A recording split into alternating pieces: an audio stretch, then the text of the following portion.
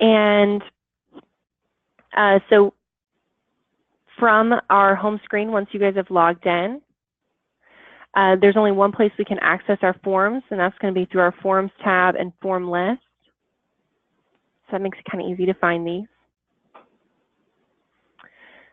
And from here, I will be creating a new form for you guys. Any forms that you create will always be in this area. So right now I see that you guys have created probably a test form in here. If I hover over this test form, you'll notice that we can use these 3 horizontal dots over on the far right. It'll give us a couple of different selections. We can copy forms. That's going to be one of the most useful tools for you guys. It'll allow you to copy forms, like for those 25 events that you guys have over the year. You can just copy from one template and make edits versus having to create a new form every time. You also have the ability to delete forms. The thing about this that I want to go ahead and note is that once a form submission has been made on a form, you no longer can delete that form. That's because our forms can be used to collect information on your members and store in their profiles. And so this will allow you guys to, you'll be able to collect information on your members, and this will prevent you from mass deleting any amounts of information by not allowing you to delete a form once a submission has been made. If there has been no form submission, you can delete forms. So in this instance, there are no form submissions. We can delete our form. Hey, Adrian, I have a quick question on that one. If we needed to delete that form because we had to, for whatever reason, had to make that same exact one, is there a way to delete it? Does that make sense, Tanya? Like if we just like made a mistake or something and it wasn't like edited, would there ever be a situation where that would happen? I'm trying to understand you. So if there was ever a situation where we had to delete a form because we didn't want people using it, is there, would not being able to delete it be an issue? I'm still trying to wrap my head around you're saying that we can't delete a form. So once somebody submitted a response to it.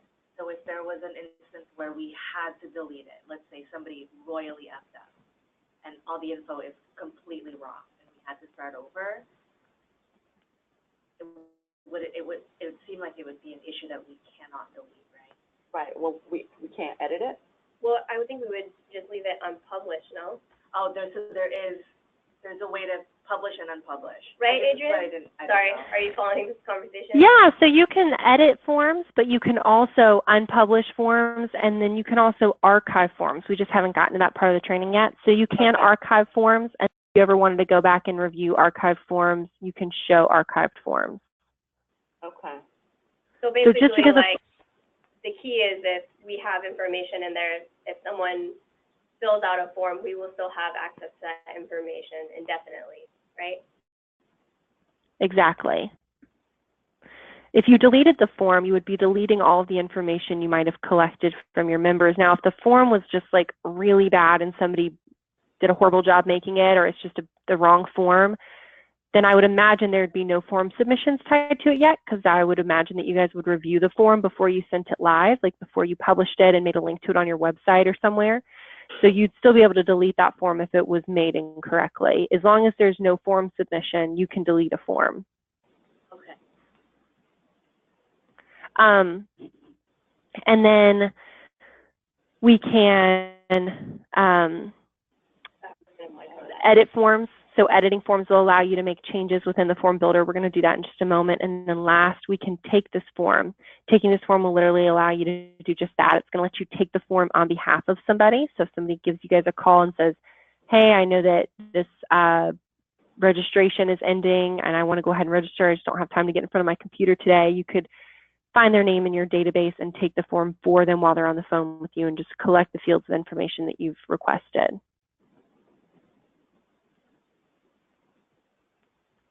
And then lastly, of course, you have a search bar up here in the top right-hand corner. So if you have a lot of active forms, you can search for those forms in this area.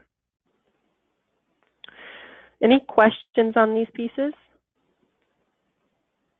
Not yet. All right, so in order to create a new form, I'm just going to select this Create a Form button up here in the top left-hand corner. This is going to ask us to for the form name. So for us, we are creating the registration form that you guys gave me. I just want to make sure I have it up, which I just had it.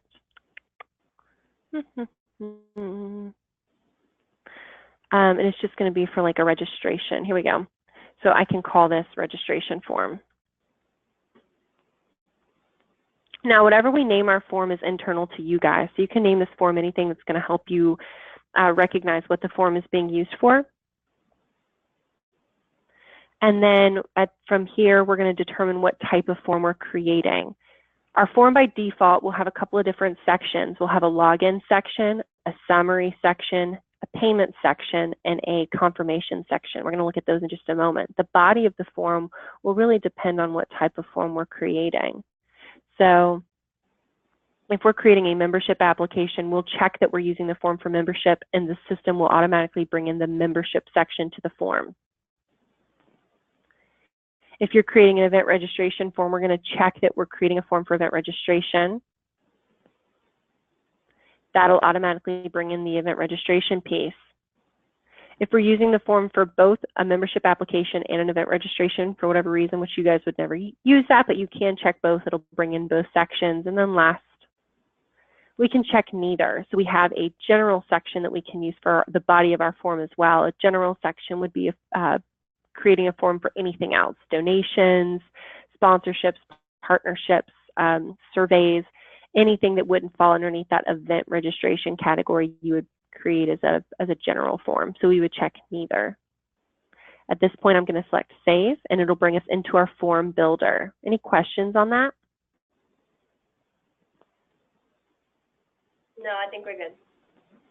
All right, so now we're in the form builder. The form builder is comprised of a left and a right-hand column. The right-hand column has all the different sections that make up our form. They're just not pretty yet, not in a template yet. So for example, this first section up here is the login section. I know that this is our first section because the tab signifies the beginning of a section. And when we get to the bottom of our rectangular box here, we know that's the end of our section. So looking at the login section, I can select properties for this login section. We're going to go ahead and look at the properties for each section, and it's going to let us know what we can do to this section, what we can specify about it or customize about it. I mentioned when we created the form, the name that you added in for the form name, this registration form name, it's internal only. It's not what your members will see. The name that your members will see as they navigate through the form will be whatever name is in each tab for each section. So right now we've got the login section. This may not make sense to them. You may want to say login for event registration. I'm just changing this in the name, and it's going to update on our tab, login for event registration. We have the ability to turn on or off our login section. You will pretty much always want to have the login section on unless you want an anonymous form submission. If you want an anonymous form submission for like a survey, then you can leave it turned off, but keep in mind it's not going to be saving or storing any information in any profiles. The form submission will not be connected to anybody's profile, and there can be no form confirmations sent out. We can choose what type of users can log in. So if this registration, if this event is only for existing users, then we can just allow existing users. Now it's taken away the ability for new users to register for the event. Of course, we can do the vice versa as well, if this is only for new users. I'm going to go ahead and leave this for all users. That is the default option or selection. And then the last piece underneath the login property section is the multiple submissions. Allowing multiple submissions, of course, allows somebody to take the form more than one time. I would always leave this off unless you have a donation form. If you guys offer a donation form, in that case, somebody can come in here and donate as often as they'd like to. So I would allow multiple submissions for that. Any questions? Why would that always be off? I'm sorry. Well, you wouldn't want somebody to forget if they registered for an event or something, and then come into the system and decide, well, I don't remember if I registered for this, so I'm just going to register for it again. Because at that time, okay, you've got so it to... like duplicate. Yeah, I would just prevent anybody from double submitting a form on accident if they forgot they registered or not. Okay. Sorry, quick question. So for somebody who's registering multiple other people, how would that work? So that would... Me and Erica. That would just be through guest registrations, and we'll get there in just a minute. Okay. All right, any other questions? Nope. All right. We're going to continue moving down from the login section and now move into the event section. You'll notice that we do always have a membership section, but it's grayed out and turned off, so it's not turned on. So you'll always see a membership tab, but it'll never be turned on.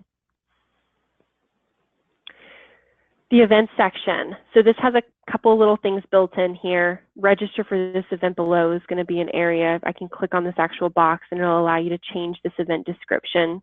So you can put specifics or directions about the event. I'm going to go ahead and select the properties for the event section.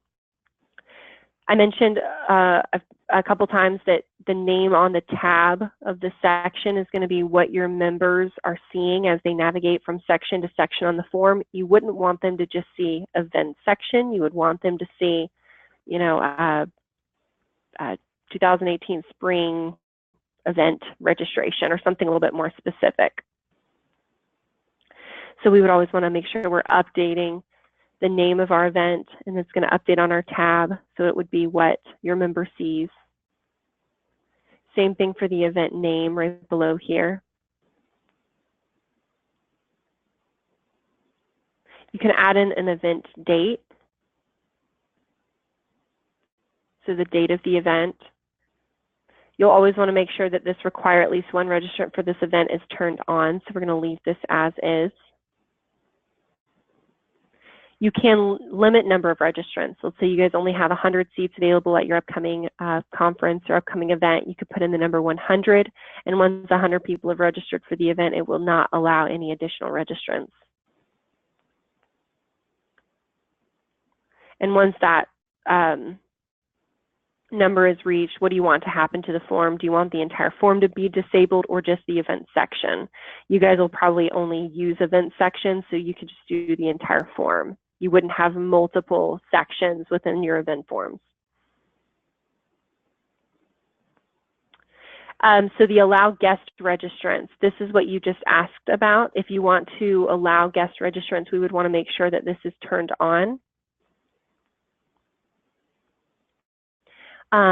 We can also limit how many guest registrants are allowed to register. So if each person can only bring one event registrant,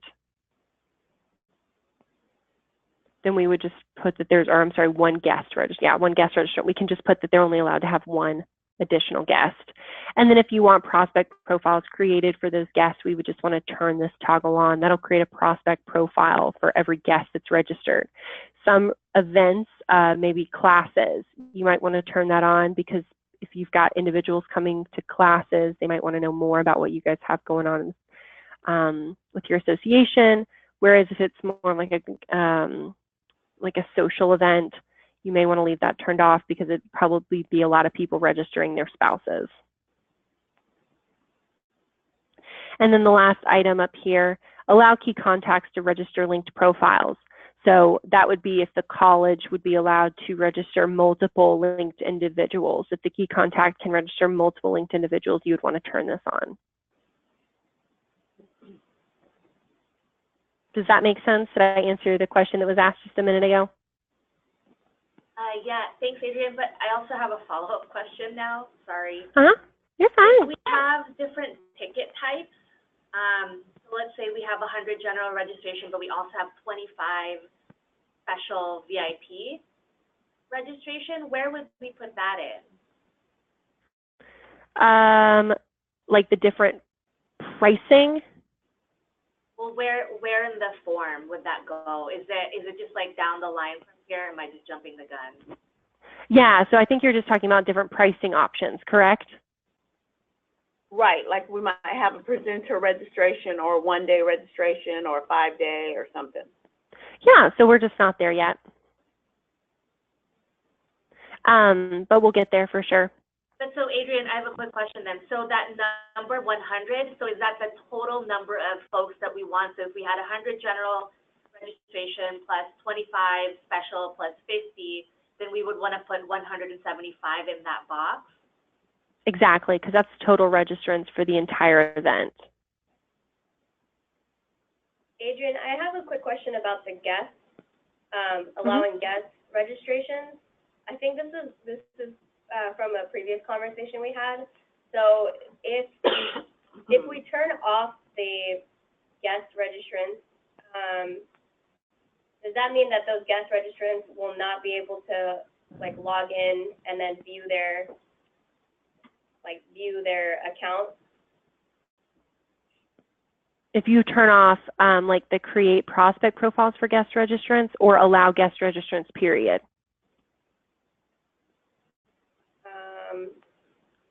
I don't know. I guess for the allowing the guests. If you turn off allow guest registrants, that means that if I was coming to your event, I can't register a guest. It would only be myself that I could register. I wouldn't be allowed to register anybody else. Okay. I guess I'm getting confused with what the, okay, so if you keep the require at least one registration for this event on, and then you said something about having our college being able to register multiple people, which would that be key contacts? Yeah, exactly. So that means the key contact for the college could register. What would happen is they could select register linked profile, and it would bring up a kind of like a pop-up of all the individuals that are linked to the college, and they could select and register as many of those individuals as they wanted. But they would need to have profiles already in our database. Exactly.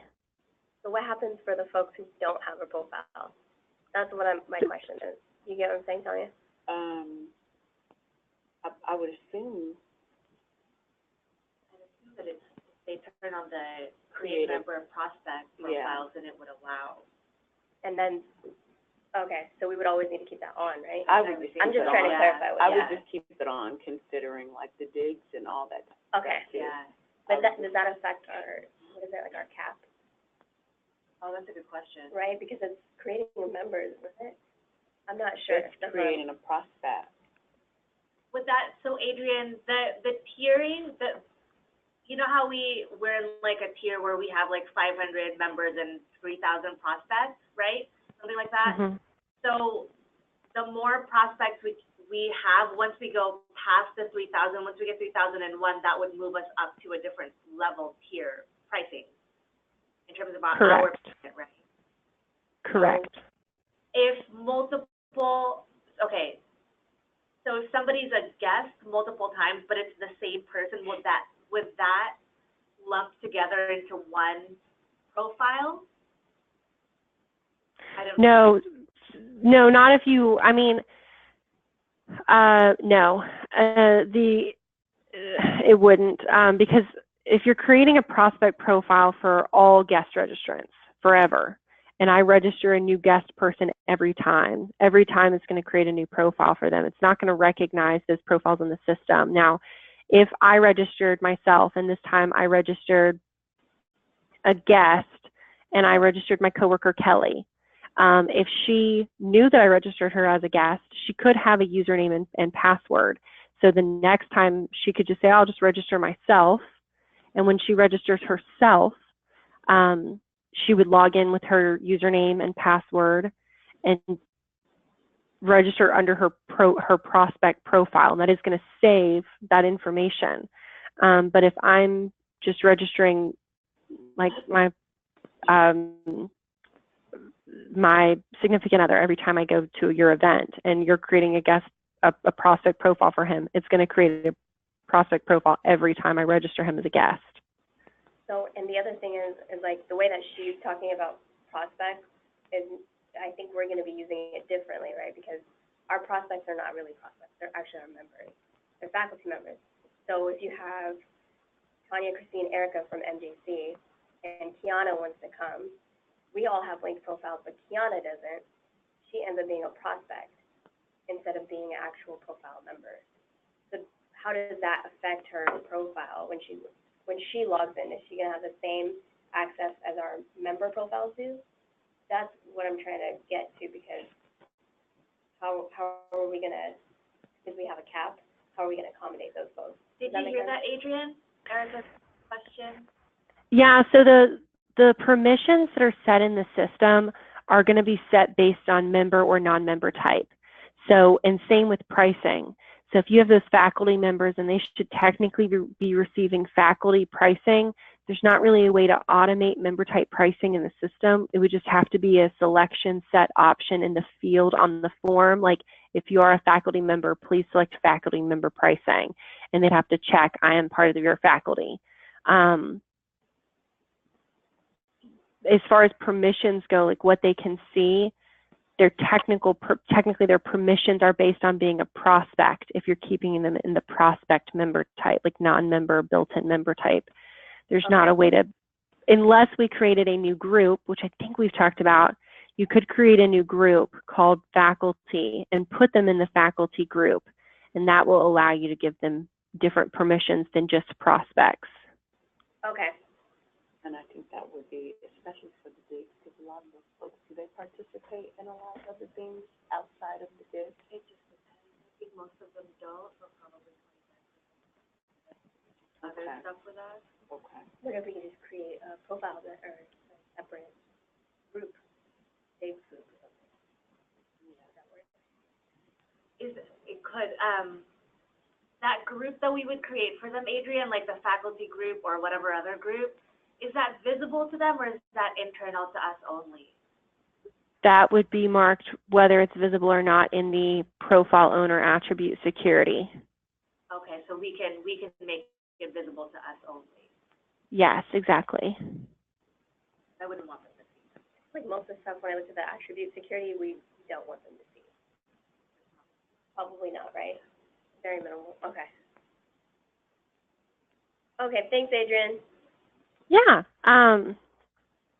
Okay, and then we've talked about all the different items that we can add. The last thing that you'll see throughout the system is this permissions. You're going to see this for sections, for the field as a whole. You'll see it for specific fields. Basically, this allows you to determine who gets to see what we're looking at. In this case, it's who gets to see this entire event registration section. So we would want to make sure that we've allowed everybody to see it, unless maybe we don't want prospects to be able to register for some reason. We would uncheck whoever we wouldn't want to see the section. For us, we're going to leave everybody checked. To continue through the different sections, we have your summary section, payment section, and confirmation section. For every form created for you guys, you'll need to always make sure that you're going back, even if you've copied the form, looking at the summary section, making sure you've turned it on and you're editing what summary fields you want your member to be able to review. So this is just providing a recap of information for your members to look at. Then we have the payment section. You'll always want to make sure that you've selected a payment processor, an invoice template, and then if you want them to be able to come back and pay an open invoice, you'll need to say, yes, they can come back and pay later. If they have to pay at time of registration, we would leave this turned off. The last item, and I think this is such a helpful tool, overriding invoice templates due date. So you guys have to select an invoice due date on the invoice template. Most typical is 30 days. A lot of times what you may want to do is, let's say you've got an event happening in November, but it's a huge conference and you're already allowing people to register for that event now. If they can come back and pay their invoice at a later date, you don't necessarily want their invoice to be due 30 days from now. You might want it to be due at the end of October, as long as it's really done before the event, right? Which in our example would be November. So this basically allows you to override the due date on the invoice. Does that make sense? Yes. Okay. All right, so this is the payment section. Once again, this is really important for you guys to make sure you're completing every time you're creating a form. The last item is the confirmation section. Real quick before we move on to the next section, in this payment section here, can I see the drop down there where it says payment processor? Yeah, we're adding authorized.net. We're just waiting on our billing team. Okay. And Adrian, so now we're moving to the confirmation section. I didn't see where we would allow the different ticket types. That is going to be a field in the form.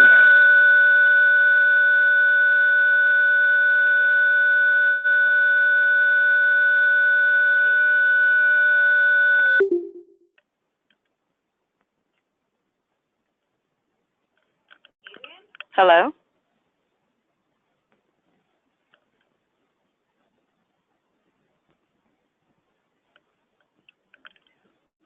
Hello?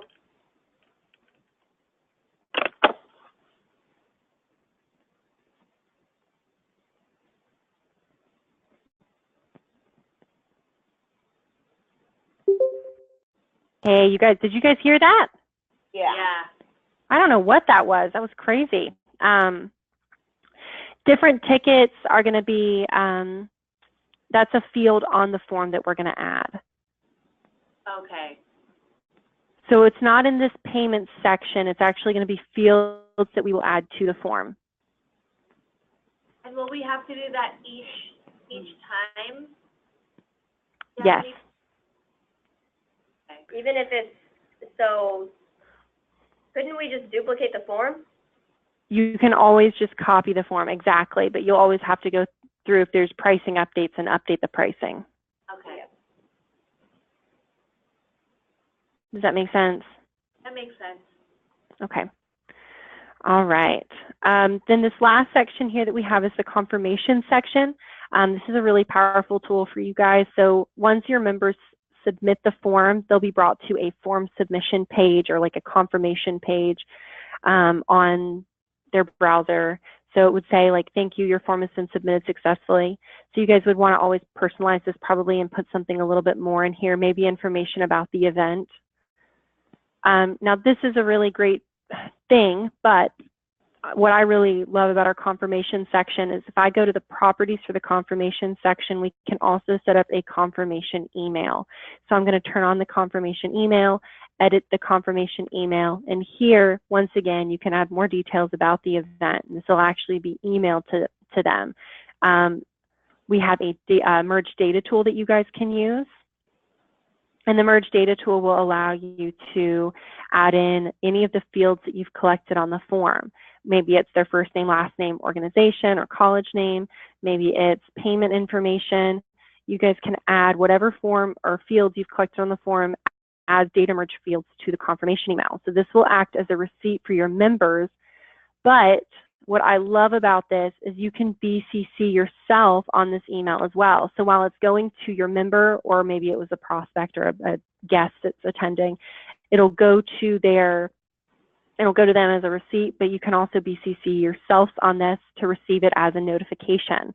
So you're not having to come into MemberClicks every day and see, okay, who's registered for our events, what do our numbers look like? Instead, you could just be receiving these notifications right to your email. Any questions on that? No, I think I have a question about the creating a field though in the form. Okay. So I'm sorry, I think we might have different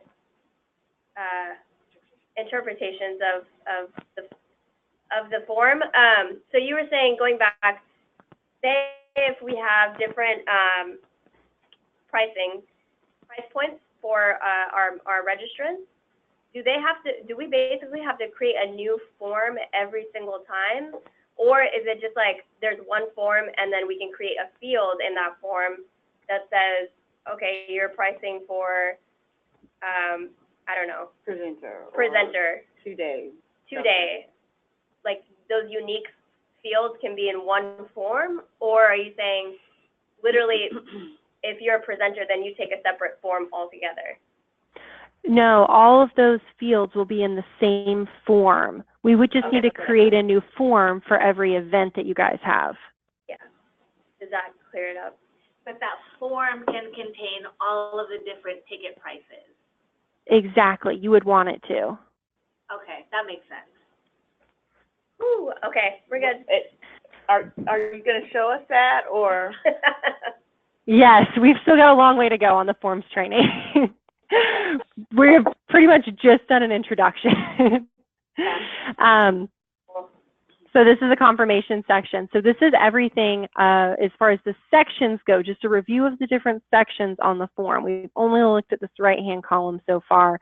We've also looked at element properties. So as we've gone through our form, we can click the properties tabs for each section.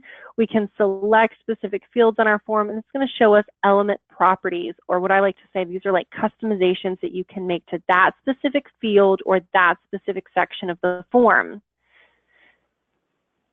Continuing to look at the different tabs on the left-hand side, we also have a tab called Form Settings. Whatever you do under Form Settings applies to the form as a whole. So element properties are changes that you're making to specific fields or specific sections. Form settings are things you're doing or changing about the entire form. Things like the form name, the form description. These two items are both internal to the system, meaning only you guys can see the form name, only you can see the form description. Your members wouldn't be able to see these items. The form alias, if you guys remember from our small content training we did, the alias is what comes after the / in your URL to create the web address, in this case to this specific form. So if I went to asccc.memberclicks.net / registration-form, that is going to create the URL for this specific form. The status of our form, we can publish, unpublish, or archive from here, just like what we could from the form list. We can enable a form expiration date. So we could say maybe this form expires January 31st. We've got those permissions once again, who can see this form. And then these two items down here, date-based pricing and discount codes. So if you guys have early bird pricing or late fee pricing, you'll be able to add that date-based pricing. And then discount codes, if you guys had some sponsors coming in here and registering for an event, maybe you want them to have a discounted rate, you could give them a code like sponsor 18. And if they typed that in at the end of the payment section, then it would create that discount to their total. We'll come back to looking at examples of these, but for right now, I just wanted you to know that they are in the system. These are probably items that you will not remember how to create because forms, there's a lot to it, but I want you to remember that it is here. And so if you ever get to creating your own form, or when you get to creating your own form, if you don't specifically remember how to use these items, you can call up the help team and they'll walk you through how to use them. And then the last item at the very bottom here, forward URL. By default, when your members submit a form, they're taken back to the front page of your website. If you add in a URL here, it instead would redirect them to whatever web address you've put in this text box. So as I mentioned earlier, everything under the form settings tab all have to do with changing the form as a whole. This is affecting the entire form. Any questions on this tab? No, I think we're good. Okay.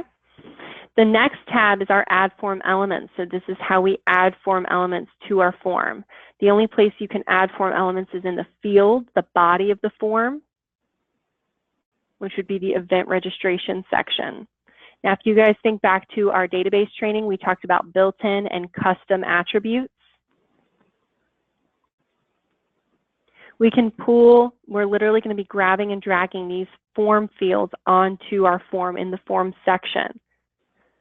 Built-in and custom attributes are grabbing the information and storing it in your member's profile. It'll also do the opposite of that. It'll grab the information from the member's profile if you've already collected it and store it, and auto-populate it onto the form. So if I'm already a member and I'm registering for this event, my name will auto-populate in this registrant name field. Some other things that you've asked: first name, email address. So if I go to built-ins, we know that email address is a built-in attribute. I'm just grabbing and dragging, and there will be a green space on the form where I can add this field. Now, once we've added a field to the form, we're automatically brought to that element properties tab. What can we do specifically to this field? I may want to make it required. So this main, not available, but required. I may want to change the label name. So I may say email preferred. And it's going to update how it's labeled on our form. You guys have also asked for a work phone. We know that work phone is a built-in attribute. So we're just same here, going to phone, grabbing, and dragging. Once again, we can make this required. You also have requested the job title and then the company and organization. Job title is a custom attribute, so we're adding a form element, but we're using our custom attribute tab. We're grabbing and dragging that job title. Adrian, we can make this. So let's say that job title is auto-populated based on their profile. If their job title switches and they make that in this form, will that auto-populate their profile, or will they have to change their profile in order for it to populate forms that they? That change will be saved in their profile. Okay. And same all right, for and then that they put in your email, phone number, address, etc. Exactly. Exactly. So this form communicates with their profile. That's only for built-in and custom attributes. These two fields, different types of fields. You guys also asked for company and organization. Organization is a built-in attribute. Once again, we're grabbing and dragging. If we want to change that label name, we would just write company. The export name, you guys will have the ability to export form submissions. The export name will be the column header for the in the Excel spreadsheet for that column of information. So what we want to do is just make sure that we always update the label name in the export name so that we know what that field represents, what that information is. Once again, we can make it required. Then you guys start asking for other information. So we've been adding form elements, the built-in and custom attributes. We know that information is stored in the member's profile. Then we have form fields. This information is not stored in the member's profile.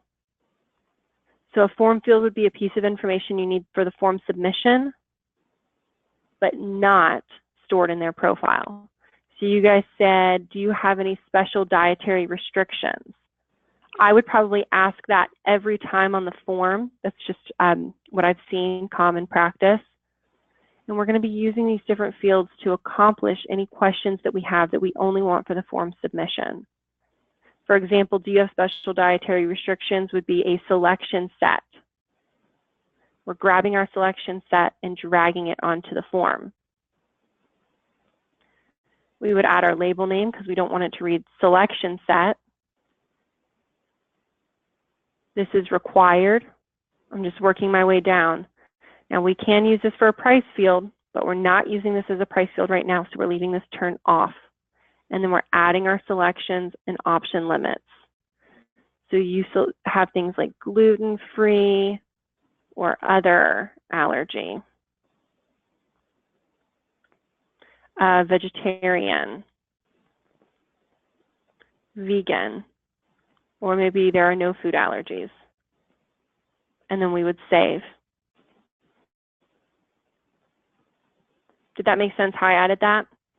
Yeah. I want to go ahead and go through all of these form fields so that you guys know how they can be used. Country is going to be a drop-down of all the countries. Date, we'll give them a field where they can add in a date. File will allow them to upload a file. Image will allow them to upload an image. State is another drop-down, but of all the states instead of countries. Text box is just a text box to allow them to type in anything they want. And then number and selection set, coming back to these are a little bit special. The number field will not allow for any special characters or spaces. Unless you guys are collecting IDs, this isn't going to be a super useful tool, super useful field. But notice there is a price field toggle here. If I want to make this a price field, now we've automatically seen that it's done blank times an amount of money. This would be great for how many tickets do you need? Always updating our export name. And then there's a price per unit. Maybe each ticket for your conference is $75. This is going to do a amount, however many tickets they need, times 75 and create an invoice with that amount on the line item for the invoice. Hey, This Adrian, can, that one. yeah. So presumably if they say that they need 2 tickets, they're going to want to include the information for 2 people. Does that automatically create an additional section for the additional person? No, it doesn't. If you want to collect the information for the additional tickets that they need, you would want to allow guest registrants, and you would set this up a different way, which I'll show you in a moment. For like the foundation table, like how many tickets do you need for foundation? Yeah, where you wouldn't need information for everybody. Exactly. Okay. Right now I have somebody who is selling books, so he said, how many books would you like to purchase? And he's basically created an online store. So this can be used for a couple different ways. The item that I like is not only can this be used for a number input, meaning that it's an amount of something times a unit, it can also be used as a currency input. Currency input will allow them to put however much money they want to put in this line. My accounts always use this for how much would you like to donate?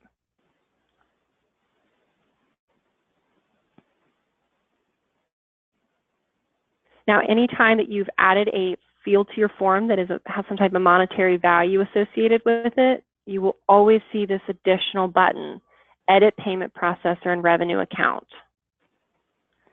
You'll always want to make sure that you're editing your payment processor, editing the invoice line item as you want it to appear on your invoice, and selecting a revenue account. Have a revenue account in there already? I think that I still need to add your revenue accounts, but I do know that I have them.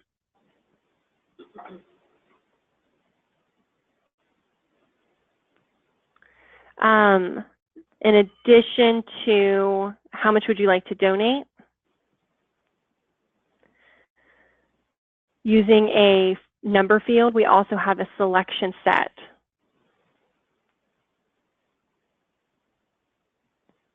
The selection set is what you guys will use for, I think, what you've been asking about. So you could say, will you be attending our conference?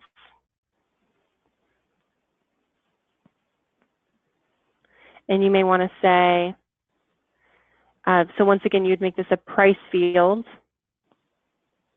So we used this a moment ago for, do you have special dietary restrictions? But in this case, we're going to use it as a price field. Once again, we'll add our selections, option limits, and base prices. So you could say, for your different pricing, general conference, early registration. Of course, early registration, we are going to set up as a date-based pricing. So we would just say general conference, 1-day presenter, 2-day presenter. And then we would add in our pricing for these.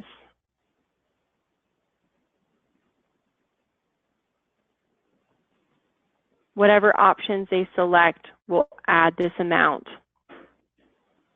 to the invoice. Now you can also provide limits. so if you can only have a total of 100 general conference attendees, we would give it a limit of 100. If there can be 25 one-day presenters and 50 two-day presenters, we can give those limits.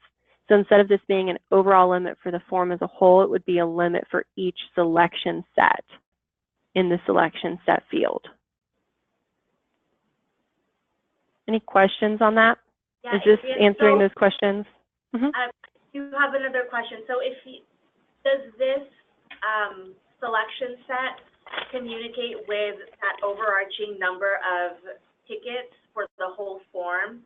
So like if you put 100 here, but our form only says 50, are we gonna get like an error message that says, error, you said 100, but you've only set the form to accept 50? So you wouldn't get an error message, but the form would supersede. So once 50 registrants happen for the form, the whole form would be shut down. This is only for this particular field. Oh, so we just have to be super careful to make sure that the numbers are the same. Yeah, I wouldn't imagine that would be it would present a problem. I mean, the accounts or the form settings will always supersede each individual field on the form. Yeah, but I can see an instance where we don't update, where we forget to update this section that we're going over, and then the form shuts off. You know what I mean? Gotcha. Yeah, so you'll always want to make sure that if you copy a form, you're going back through and checking those numbers. But you'll need to be checking pricing anyways. And I'm sure there will be pricing updates, so you'll see these numbers along with the pricing updates.